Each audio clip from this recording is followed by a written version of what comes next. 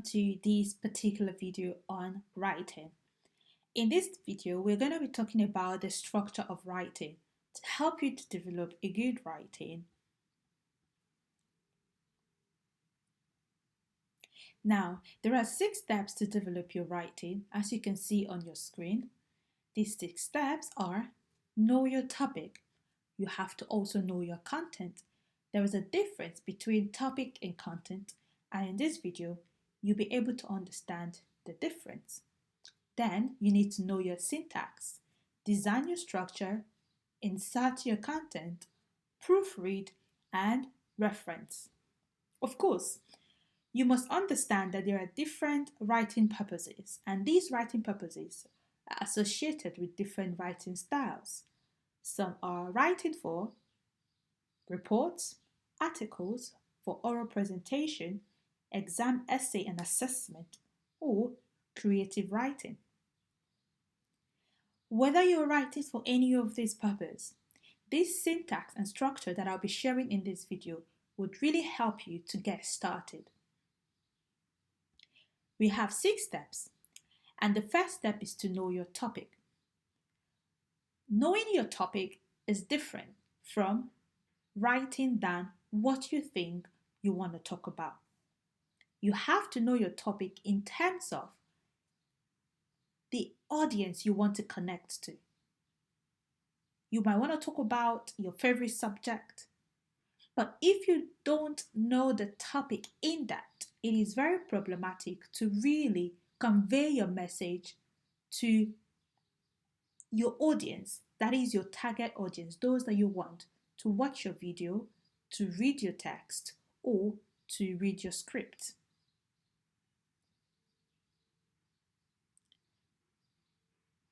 So, you should understand your topic. What is the message you want to pass? What is the one thing you want your reader to take away from your writing, or from your content, or from your article? You can even ask, what are the 3 things you would like your reader to take away from your article when they read the article? The next thing to note about your topic is, who is it meant for? That is your audience. Like I said, you might want to write about academic excellence, exam preparation tips, working and studying, getting a career after school, relationship tips. These topics are very, very generic, but you can make it very specific to your audience. But to do that, you must be able to identify who your target audience are. At the secondary school, are you targeting university and college students as the primary readers, or are you targeting graduates?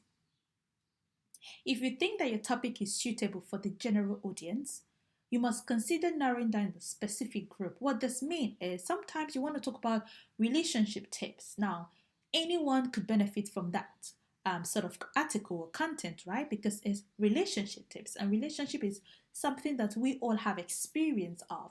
So if you don't identify your target audience, you sound very generic, very broad, and that might be very problematic for your readers to see the practical implication of your article. Understanding that every article should be able to add value to your reader is a good way to really get started. If your reader cannot see how your article applies to them practically in the real world, they might not feel the need to read your article again. Now that you have known your topic, the next thing to do is know your content. There is a difference between content and topic. Topic is the guide to developing your content. You need to understand what you want to talk about before you understand, or before you even commence with writing content that pertains to what you wish to talk about. For instance, if you want to talk about relationship tips for college and university students, That is a very good way, a very good foundation to start writing content that pertains to this topic so that as a college or university student, I am able to see how the content of your article applies to my life and to my relationship. Content is the material for engagement, topic is only a guide. At some point in this video, I'm also going to be showing you a breakdown demonstration of how to put these steps in practice. The third step is to know your syntax. Now you understand your topic, you know what you wish to talk about, you know your target audience, and you're now able to start developing your content. The next thing for you to note is your syntax. The arrangement of your content is a very key aspect of developing your writing in general. Have you ever read an article that has long, winding sentences? Sentences that are too long that when you read them, you are gasping for air or you need to take in more saliva. That is an indication that that content is not well structured. This syntax on your screen is one particular component of a solid writing or a component for a solid writer. Whether you're writing as a creative person or for exam assessment purposes, following the syntax would really help you to engage with your audience and make sure that they can see the practical implication of your content. Of course, we all write using our Word document. Some of us use them on our mobile phone or on our desktop, whatever the case may be.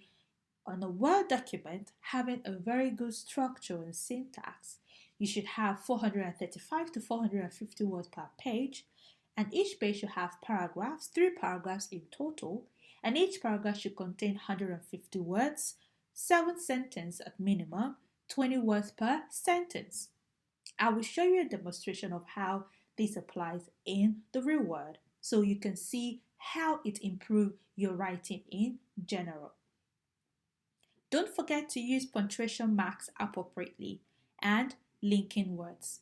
You might ask me, what are linking words? Well, linking words are those phrases that you use to join two sentences to give your overall article a good flow. It is used to convince your readers to understand the argument, identify the concept, or the critical aspect of your article.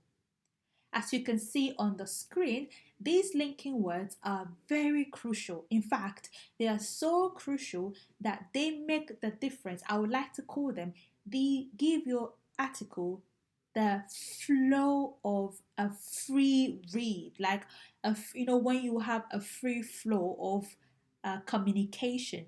Someone is talking to you and you can just connect with what they say. This is what the linking word does. It gives your content and your article a free flow and give it a smooth transition from one point to the other point. There are so many PDF files and links available on Google for linking words. Feel free to search by just using the word linking words and you will see them pop up on your search engine. Now that you have your linking words, the next thing you need to develop a good writing is your structure. Remember we talked about syntax? Now we're talking about structure. Syntax gives you an overall system of your content. Structure helps and aid a very, very quality design of your article. You need to start by giving an introduction of your topic.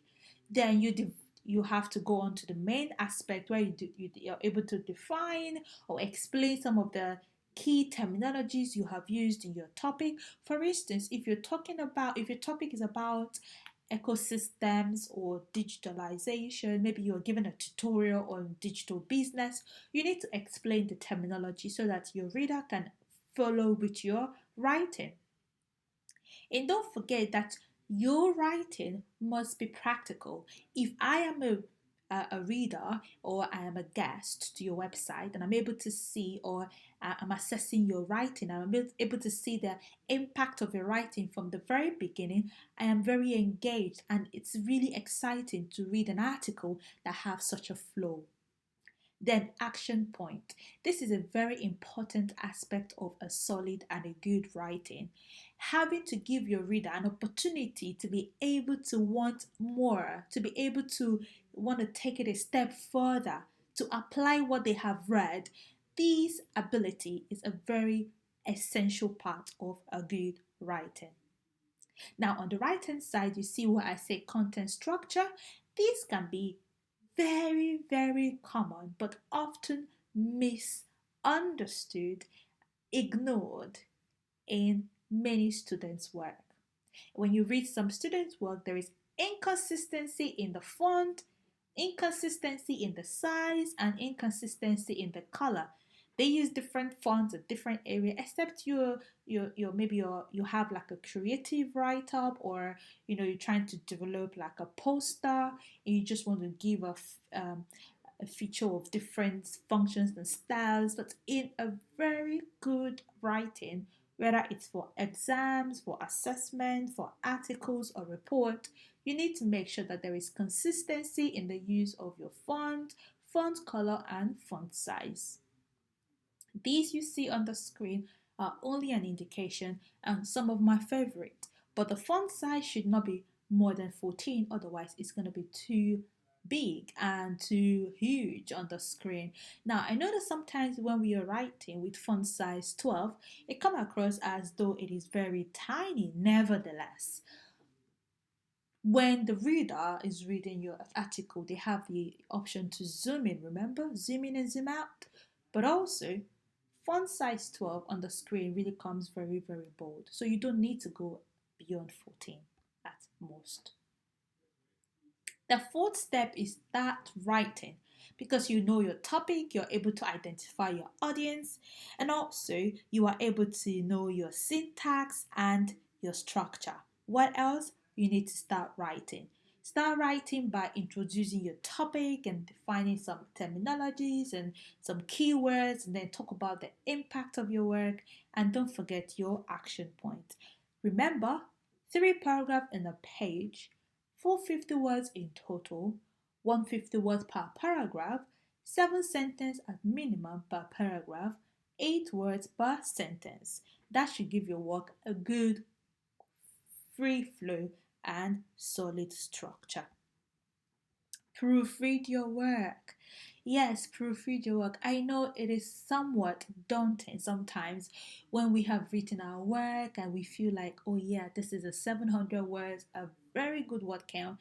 Now, having to go back to read over and over again kind of is somewhat a little bit daunting, but it is necessary to make sure that you give your work a final sweep, clear it off any grammatical mistake, writing tone.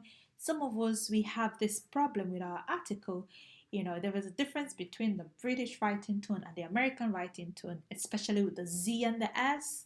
So when I'm reading some articles, I see they use S here, which is a very typical British tone, and then down there they use Z, which is a very typical American tone, and that inconsistency is not a good quality of a good writer. Then punctuation marks and punctuation errors. Somewhere you have comma which is not supposed to be there, somewhere you need full stop and it's missing. All of this can be corrected by reading your work again and again before your final submission. The last step, based on the sixth step of developing a good writing, is reference. Reference is important, but it's also depending on the kind or the purpose of writing. If you're doing an academic article or an academic report, of course, reference is very crucial, it's very central. But when you're writing like a blog article, you mustn't use the very traditional academic reference, but it's very important to always acknowledge authors and other individuals that you have used their content to base your knowledge. It's very important. Using reference does not indicate that you haven't done the job or your work based on someone else's idea, but it just indicates that you're a very good ethical and principled writer. You have gone to do your research, you found some relevant content and statements from some reputable and credible authors, and you're trying to acknowledge the work of others to have helped you to develop your knowledge. It's very similar to what you say primary and secondary research, where primary research is where a researcher goes onto the field to take their data and make analysis and then analyze the data and then present their analysis. Then secondary research is when you and I go back to this archive and use the data of others. Why? Because they have done the legwork, they have gone to the field to do the field work, and we do not have to necessarily go to the field to collect the data. So that's the same logic that applies here. Referencing someone does not indicate that you have just used someone else's work. It indicates that you acknowledge that someone have collected the data, they've done the hard job, they've analyzed the data, they've also been able to extract knowledge from their data analysis, which has helped you to build your own knowledge. So these are the 6 steps to develop your writing. Again, I'll take you back to where we started from. So we say the 6 steps are: know your topic. What do you want to talk about? What is the impact of your topic and your target audience? Then know your content. Topic is a guide to developing your content. Without clearly identifying your topic, it is very problematic to even have a good content. Then you have to know your syntax. Syntax is a very good way to really give your work a good structure. The structure is in terms of knowing when to introduce your topic and when to define terminologies, and don't forget to give action points. When you have gotten to this stage, you are now ready to start inserting your content, after which you proofread before you submit because you just want to correct grammatical and punctuation errors that you may have missed when you read it previously. Don't forget, reference is a very good one to show that you are a principled and you are an ethical writer. So I hope that these 6 steps to develop your writing would really help you to start writing today. As an extra, I wanted to talk about blog articles because some of us who are watching this video are from Ewia, and the purpose of watching this video is to understand how to write and develop a good article. In the future, I will make a video specifically for writing a blog article, but these extras will really help you to get started. When you're writing a blog article, the 6 steps definitely apply.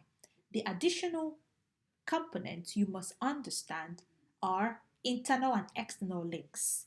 Internal links is very important. External link is crucial for search engine optimization, SEO. Internal links is when you have linked your article to a previous article on the same blog. So if you're writing for Aspire blog if you're writing an article to be published on Aspire blog, there are hundreds of articles already published from Aspire blog, and there is a point of intersection between your article and a previously published article. Now, the ability to link your article to the other article helps search engine optimization to index your article very well. Now, the previous article may have received a good position in SEO and maybe good read, good comment, good number of view. By linking your article to that article, it helps to boost your article so that you have, greater audience and read level or read rate. External link is where you link your article to external content. It could be from Google Scholar, or from Aspire Student Hub website, or from Facebook. So this is, for instance, when you want to give a quote, and that quote has its origin, and you go onto the internet and you link your article to the origin of that quote. That is what we mean by external links. Sometimes you may also want to define something, for instance, digitalization. Of course, you're not the one who has defined this digitalization, so you have to go to the author of that definition and then you copy the link of that particular definition, link it to your article, and that would give SEO a very good indication of the quality of your article. Remember, when you are going for internal and external link, it is very important to go for secure site, credible site. And one of the best way to know a secure site is when a website has the padlock, that is the SSL certificate, indicating that this particular website is safe for readers. Now, the internal links, you shouldn't have problem with that because Aspire blog is completely and comprehensively secured. But when you are getting external link, that is where you should really have good focus on. Additional extras for blog article include images. Always use an image that is very related to your content. Some students or some writers, they fail to do this. And don't forget to give your image a very good short, brief, clear caption. Then the meta description of your content should be brief. Now, sometimes when we say meta description, some writers, they have like half of one paragraph on the meta description. That's too lengthy. Words are so catchy. You don't need too much of it to catch people's attention. Maybe 20 words at most should suffice in catching people's attention and compelling them to read your work. I hope at this point you are able to understand how to start developing a blog article. Now, I know you have impending questions like how to paraphrase, when you copy content from another source, how to paraphrase it so that you don't have the plagiarism or the copyright. And some of you might ask question about referencing Google content. Well, in the next coming videos, we're going to look into these questions. Or if you have any specific question related to this, feel free to drop it in the comment section and we will do our best to answer all your questions. In conclusion, syntax is the key to successful writing. And syntax is where you have the number of words per page, how many paragraphs, number of sentences, how many words per sentence, the use of linking words, and don't forget your punctuation marks. A writer must first develop the structure before commencing with writing. Very, very fundamental. I hope this video has really helped you because in the forthcoming video, we are going to be talking about 10 things you need to do after you publish your blog post and how to start and complete a creative writing. Thank you for watching. Until the next video, my name is Francesca and I have made this video on behalf of Aspire Student Hub. Thank you and bye bye for now.